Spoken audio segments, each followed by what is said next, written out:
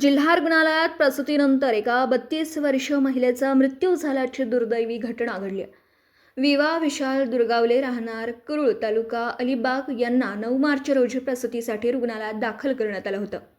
11 मार्च रोजी पहाटे त्यांनी एका बाळाला जन्म दिला. मात्र काही वेळातच त्यांची प्रकृती अचानक बिघडली आणि त्यांना अतिदक्षता विभागात हलवण्यात आलं. डॉक्टरांकडून उपचार सुरू असतानाच 12 मार्च रोजी सायंकाळी त्यांचा मृत्यू झाला.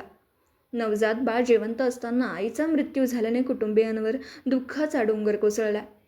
या घटनेनंतर नातेवाईकांनी रुग्णालयात धाव घेतली असून पोलिसांकडे तक्रार देण्याची प्रक्रिया सुरू असल्याची माहिती आहे.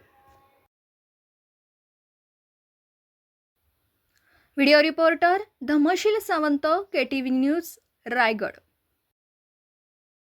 आपल्या परिसरातील बातम्या आमच्यापर्यंत पोहोचवण्यासाठी स्क्रीनवर दिलेल्या क्रमांकावर संपर्क साधू शकता. दूरध्वनी क्रमांक 9833235011.